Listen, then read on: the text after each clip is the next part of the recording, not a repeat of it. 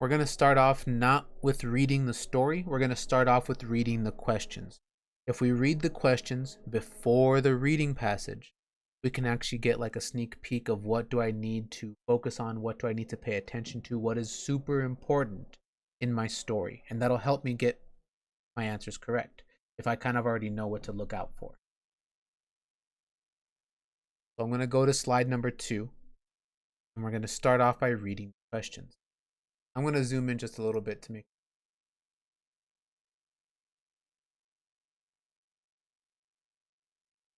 Okay.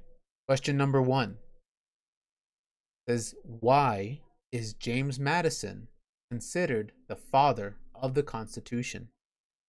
Use evidence from the text to support your answer. Okay, so this question number 1 is 2 parts. Go ahead, Nikai, but you need to focus on what we're doing right now, okay? So this question is 2 parts. Number 1, they want you to tell them, why do they call James Madison father of the Constitution? Because the Constitution was just a piece of paper, or it is just a piece of paper. It's not like James Madison goes and buys it ice cream or takes it to the movies or plays catch with it. He's not actually the dad of the piece of paper. But they're asking you, why do they call him that? Second part is you need to make sure that you use proof from the story to prove your answer. So your answer should be 2 parts. This is why they call him the father of the Constitution, because in paragraph 1 or 2 or 3 or 4, it says this. You need to be able to back it up using the story.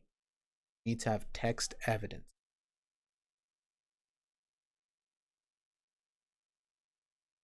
Number 2, what does branches mean as it is used in the text? So they're asking us about the word branches.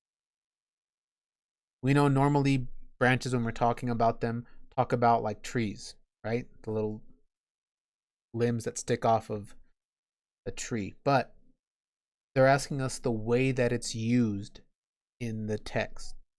What does it mean when they use it like that? So they might not be using it the way people normally do. It might be a little bit different. But when we're reading the story, we need to keep our eye out for when they use the word branches and figure out what are they talking about. And question 3. The author wrote, the U.S. Constitution contains principles that explain how the United States is governed. What reasons and details from the text support this statement? The question 3 gives us a quote from the story. The U.S. Constitution contains principles that explain how the United States is governed. What that means is the Constitution has rules or explains how our government, the government of the United States, should work. And it's asking what reasons and details support that statement. So they kind of want proof, or they want you to back up what they're saying. How do I know that the Constitution has rules about how the government should work? How do I know that the Constitution says how the government should work? That's what I want. I want proof of that.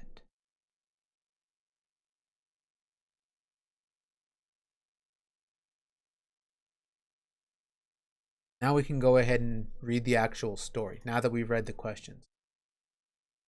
As we're reading, make sure that you keep an eye out. And if you see something that kind of sounds familiar, it sounds like one of the questions, remember that. Yes, Nikai, I asked you to open it up earlier.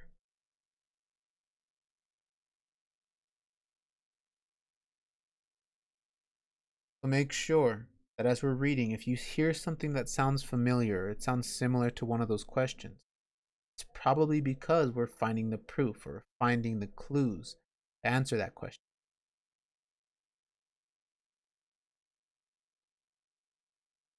Paragraph 1.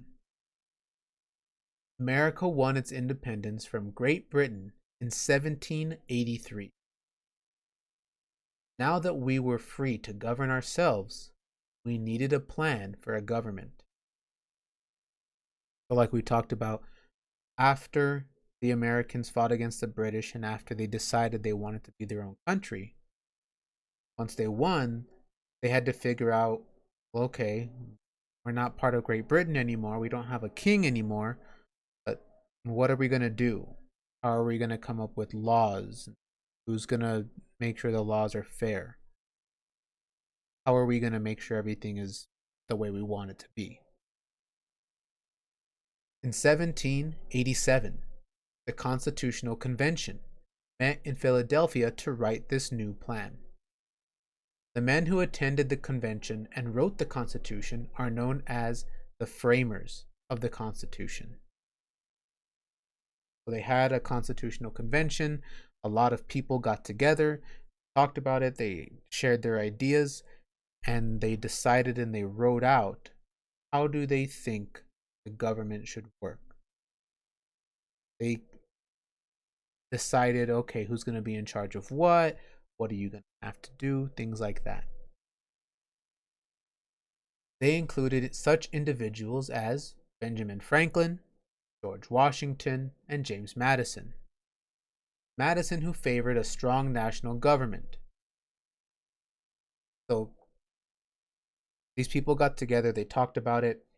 James Madison was the one who said, well, we should have the national government or the central government, and it should have a good amount of power. It should be able, everyone else should follow that national government. All of the states should follow that same government. His ideas were called the Virginia Plan, named after the state where he lived. Madison is known as the father of the Constitution because so much of his plan was included in the Constitution. By 1790, all 13 colonies had ratified the Constitution. When they were talking about, well, how should we set this up? Who should be in charge of what? They liked James Madison's ideas a lot. And a lot of what ended up in the Constitution came from James Madison. And afterwards, all 13 colonies had a chance to read the Constitution, to decide if they liked it or not, and if they wanted to agree to it. By 1790, all the colonies, the states, read the Constitution. They all decided that it was fair, that it was a good idea, that was what they wanted to use. So they agreed on it. They ratified it. The U.S. Constitution contains principles that explain how the United States is governed. Principles explain the role of the government and the rights of the citizens. Those principles include, and this part, instead of being written in paragraphs, is written in a chart for us. Number 1, limited government. So the role of the government shall not violate the rights of the citizens. So what that means is the government can't just take away people's rights when it feels like it. We had talked about how the King of Britain didn't listen to the people that lived in America, that even when they told him, hey, I don't think this is fair, or I don't like this rule, or anything like that, he didn't really care. Nothing changed. So they wanted to make sure that didn't happen again. So the government can't just take away or get rid of people's rights just because they feel like it. Number 2, the rule of law. A country should be governed by rules or laws it creates, and these laws apply to everyone. Talking about the king again. We said before that the king could just make up a law, whatever law the king wanted, and no matter what the law was, You had to follow it, no matter how fair or unfair the law might have been. So if Nakai was the king, he could just say, everyone needs to give me $10 every day. $10. Now, that wouldn't be a very fair law because Nakai's not, he's just going to take everyone's money. That's just everyone giving him money. That's all he's doing. But the king could take people's money for whatever the king really wanted to. He could spend it on anything. Didn't have to do anything special with it. Or the king could make laws that help his friends, but no one else. So if Nakai was the king and he said, everyone has to give me $10 every day, and he goes, oh, but Kylie's my friend. No, but not Kylie, but everyone else. That wouldn't be fair because that's just one person that is not having to send their money away, but everyone else does. But again, if we had a king, that's exactly what would happen. The king could say, oh, no, you don't have to follow the rules, but everyone else better follow the rules. They wanted to make sure that this new government, number one, the rules had to be fair. They had to apply to everybody. That means that number two, everyone follows those rules, no matter who you are. It doesn't matter if you have lots of money or no money. It doesn't matter where you live, what part of the United States you're from, what job you have. Everyone follows the laws. There's nobody that is so important that they don't have to follow laws anymore. Yeah, you're right. So the king could make laws or make it so that the king didn't have to work. He could make laws that everyone's going to do everything for him and he doesn't have to do anything. Imagine, Alexa, if you came into class and I told you, okay, well, all of us have to write our prompts, but Alexa, you're going to do everyone's work. Everyone else, just go ahead and you can watch movies. But Alexa, you better finish everyone's work. Would that be fair? No. So they wanted to make sure whatever laws they made in this new country were fair for everybody and that everyone followed them. We can't make a law that only Alexa doesn't get to do her work, or that only Kylie goes to PE, or only Violet can take stretch breaks. It has to be fair for everybody.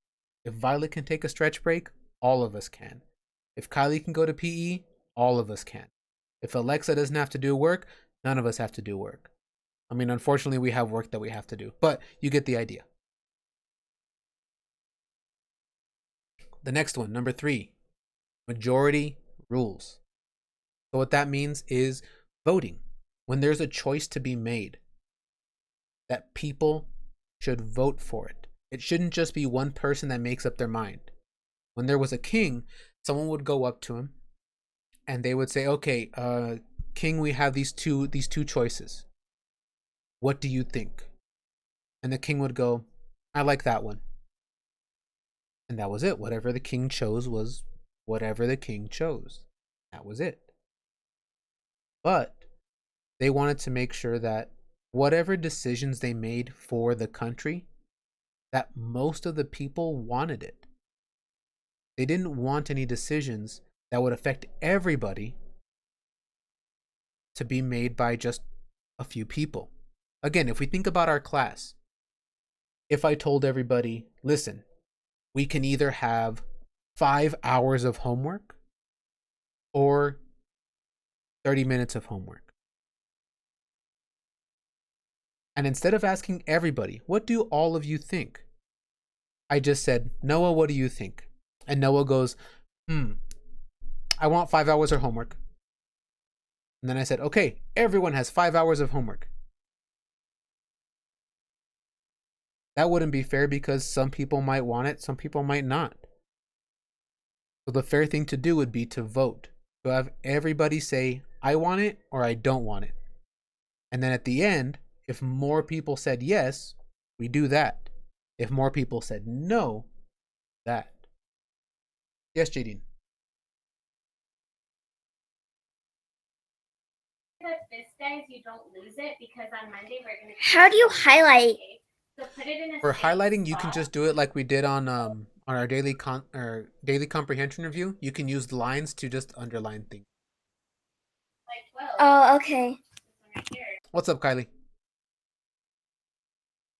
I was looking through the thing and before we started reading, and I found two answers I could use for question 1 and question 2. Ooh, that's good.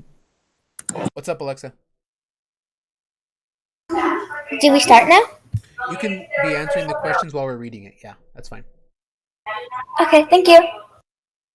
Okay, so majority rules, they I wanted also people to wrote vote. down 2 answers. Oh, okay, good. Minority rights. So they wanted to make sure that everybody had rights. Everybody, everybody, everybody. So you couldn't make decisions, you couldn't do things that would take away rights from people.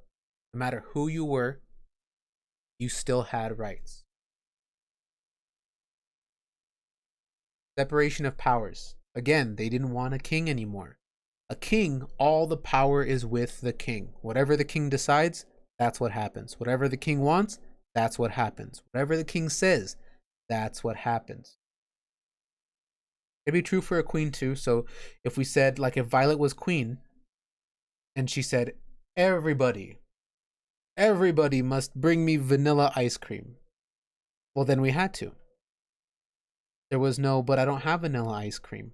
Or, but that's really expensive. Or, but the store's already closed. Queen Violet would go, I don't care. I want vanilla ice cream, bring it to me. And you had to. Because she had all the power. She could decide what the law was and what was against the law or what wasn't against the law. But with the separation of powers, even if one person in the government goes, I think everyone should bring me vanilla ice cream, they can't make that a law. Other people in the government have to work together to make a law official. And there's a lot of people that have to work together to make something a law. So even if Violet thought everyone should bring me vanilla ice cream, all the other people that work together to make laws would probably think, well, why do you get the ice cream, Violet? Why does everyone have to bring it to you? And she might go, because I want it. Duh. And they might go, well, that's not a very good reason, Violet. So they wanted to make sure that there wasn't ever one person that had all of the power. They wanted it spread out. They didn't want one person making the decisions. They wanted lots of people making decisions so that they could always make sure that it was going to be fair. Part of that is the next one, the checks and balances. When they split up the power, they wanted to make sure that one part of the government wasn't super, super powerful and then another person wasn't. They wanted to make sure they all had the same amount of power. A good example of that would be like, if you were going to play basketball, and you say, okay, I'll play some basketball. And I go, okay, you're going to play one-on-one. Well, all right, cool. Who am I going to play against? And then I bring out somebody from the NBA. Is that pretty fair? You're going to play basketball one-on-one with somebody who plays in the NBA? No, they're a lot taller than us, they're a lot faster than us, and they're really good at basketball. So it wouldn't be very fair. Now, what if I brought another fourth grader out, someone else from the class? Would that be fair? Yeah, because we're both the same age, we're about the same height. Maybe one person's a little taller, a little shorter, but that would be fair. Or if I took two people from the NBA and made them play basketball against each other, would that be fair? Yeah, because they're both in the NBA. They're at the same level. That's what they want with checks and balances. They don't want one part of the government that's super, super powerful and then one that can't do anything. Kind of like if we tried to play basketball against someone from the NBA.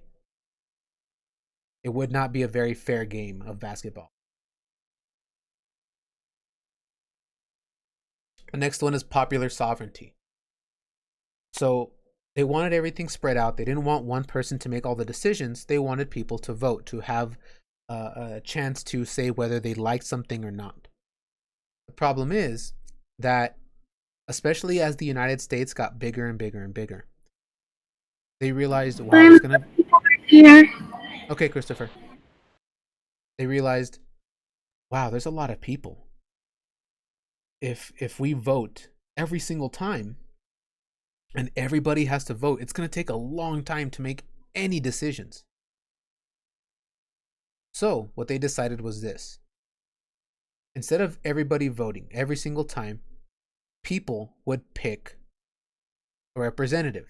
They would pick someone that was going to work for them. So a good example would be like if you're working in a group, you're doing a group project. What's up, Ezekiel?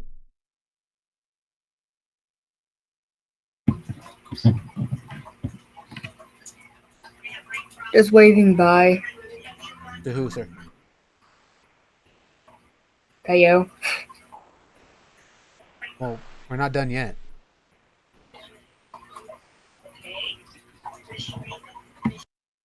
So they couldn't have everybody voting all the time. It would take a long time to make any decisions.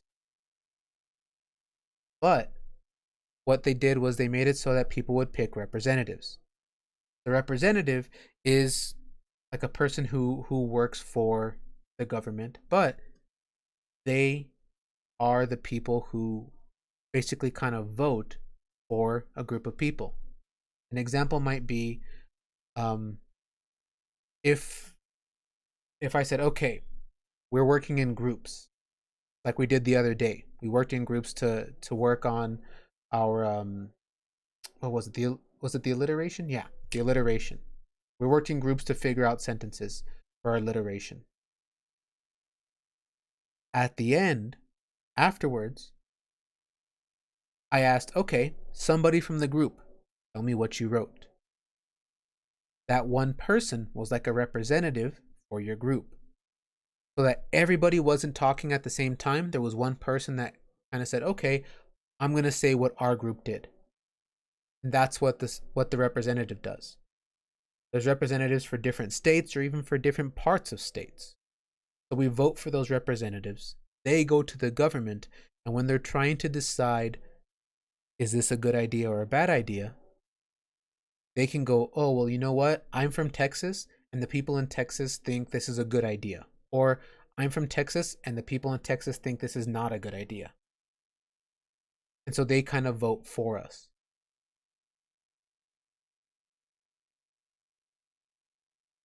So the Constitution made the government split into these three separate groups or branches. So instead of being in one person, one king or queen, they split up the power into different branches, different groups, and they all have their own job, their own purpose. The groups are the judicial branch, the executive branch first, then the legislative, then the judicial branches. So the executive makes sure that people are following the laws.